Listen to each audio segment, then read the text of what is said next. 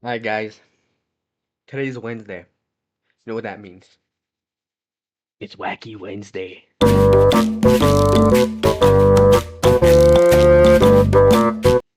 Yes! You can now rejoice. You can now rest easy, considering I couldn't do one last week because I had business to attend to. But it's back. Wacky Wednesday is back. And today's topic is a fantastic one. These are my top 10 pay-per-views every year that I look forward to the most. I'm talking Royal Rumbles, SummerSlams, Survivor Series, those types of pay-per-views. And I even got these are premium live events, okay? And I'm gonna tell you my first one, which is 10. It does count. Technically, it does. The first one I have on my top 10 list is Saturday Night's Main Event. Solely, yes, I know it's not technically a pay-per-view, but it's a premium live event. That's what WWE treats it as. Like let me put it this way: if it's on a Sunday or a Saturday, it's premium, okay? But I have it at number 10 just because it's wrestling. We get some wrestling on in those days. Be blessed. We get title defenses and all that. Hell, sometimes we get championship changes.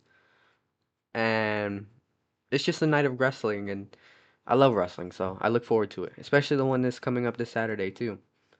And that's why I have it at number 10. We also had John Cena's retirement. Gold. It's weird. Saturday Night's Main Event seems like the retirement show, doesn't it? Ever since Goldberg and John Cena retired on each of them, doesn't it feel like a retirement should happen on those? Maybe Brock Lesnar's retiring this Saturday. Who knows? But yeah, I have Saturday Night's Main Event as 10. The first one was really nice. What was the first one? Sami Zayn versus Drew. And then there was Kevin Owens and then Cody. And then, what were the other matches? Liv Morgan versus Io Sky. And then there was, well, damn. Oh, Chelsea Green versus Michin, the US title. The introduction to it. And basically, yeah. But I have Saturday Night Main Event at number 10. Numero 9 is going to be Crown Jewel. Now, Crown Jewel is basically to me feels like a super Saturday Night's Main Event because we don't get no storyline progressions. We don't get anything new moving forward. All we get is basically the championship matches, which is champion versus champion, which is like, in my opinion, I know a lot of people don't like it, but it's like a cool concept because we get to see who's the better champion. It's champion versus champion. If they're gonna do that, I think they should do US title versus IC title and add that every year. And just it's basically Survivor Series without it being Survivor Series, basically, is what it is. This is Survivor Series Raw versus SmackDown. But I digress. I don't know why SmackDown and Raw stars don't like have like big talks with the champions right before the match. I don't know. But last year's was pretty cool because it was a story progression with Cody and Seth and telling their story about the watch and them teaming up together and Cody being QB1. I know Cody called himself QB1, but he lost. So technically, shouldn't Seth be calling himself QB1 instead of Cody? I'm just laying that out there. I'm just saying. No? Yeah? I don't know. Numero 8 is going to be Survivor Series War Games. Now, the same thing as Crown Jewel and Saturday Night's Main Event Crown Jewel. It doesn't it doesn't feel like it's a story progression. Maybe it feels like the climax of a faction and a bunch of people who've been fighting the same people at the same like way in time. But it feels like a filler pay-per-view now, even though it's considered one of the big four. I don't consider it a big four anymore, or part of the big four. Now it's just war games, which is what I think WWE should get rid of. You really should get rid of that. And yeah, I have it at number 8. Nothing really special about Survivor Series anymore. Because you have the two rings, and I hate that because it depends. If you're in the arena, depending on where you sit, you're gonna see the match. So one, you either sit on the floor, hoping that the match you wanted to see is in front of you, and then you have to sit either on the top and try to see inside the ring from the big steel cages. So Who knows? And I remember there was a report of someone saying like had no view of the ring, and there were spots for sale, and that they were given TV to see. Like that's outrageous. I wonder how much they paid for that. Cause I went, but you know, I had good view. Next up is Night of Champions. It's the King and the King, the Night of Champions slash King and Queen of the Ring, because it's the climax of the tournament to determine who will face who at Survivor, or no, not Survivor Series, SummerSlam, and who will face who will, who will.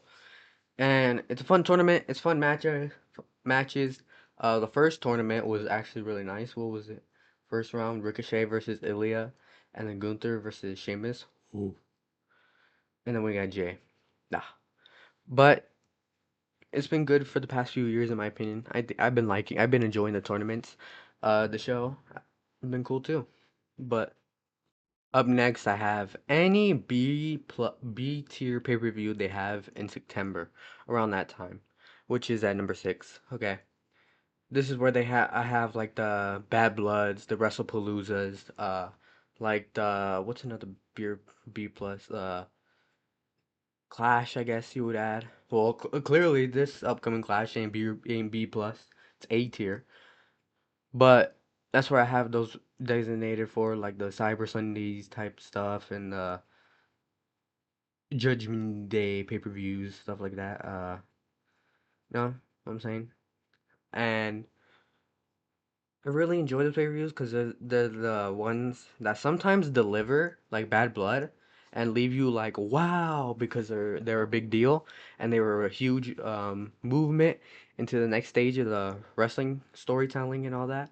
But then they can also be like just a normal filler match and a filler pay-per-view with us just like focusing on building up a feud instead and moving forward instead of moving staying still, but then some pay-per-views end up doing that. Um like WrestlePalooza, basically the only feud that really stayed special was the Drew and Cody, and then there was the AJ Lee and Becky. That's about it, huh? That stayed irrelevant from the WrestlePalooza one. Uh, that's why I have that at number six. Like it's special but not special because you don't know what you're gonna get out of it. Like what are we gonna do here? Like we're juggling between is it gonna be good or is it gonna be bad or is it gonna be mid? Who knows? That's what is fun about those pay-per-views. Hey, we are moving into the top five pay-per-views that I look forward to the most. And at number five, we have Backlash. These past few backlashes since 2022, I'd say, or even before. Backlash has always been a really good pay per view. It's a great pay per view from WrestleMania because it's so great because we're just finished WrestleMania, so we're building up to some new stuff, something relevant and cool. So we're just like, it's like starting the new season of a show, and you're in that first episode. You're just like, ooh, let's go! I'm ready. I'm excited for this, and then people get excited. Uh, Backlash in where was it? Not London. In France, Backlash in France was pretty good, bro. Like that, they set Backlash up for big things. Even Puerto Rico, and we went through those great era of crowds just to end up at what you call it, or where do we end up at? Tampa, all right, buddy. I guess Tampa paid more, but I digress. I love Backlash. Backlash is like a great refresher. It's like starting a new season to a show that you like. Like, you know how it's like Stranger Things. Like everyone hyping it up before, and then we get to that first episode, and everyone's like, oh, you know. Like I said, it's the first episode to a new season. That's what Backlash is, and everyone gets excited and loves it. I don't know why.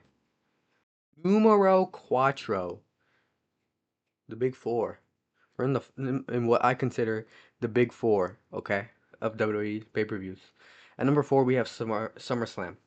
I love SummerSlam. I really do. It is an amazing show.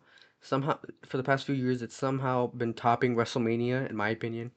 Last year's actually topped WrestleMania, and then the year before that, in 2024, from my opinion, topped to WrestleMania as an overall show. But then again, 2024 was better because it was a one night show and then we didn't have to wait till the next day.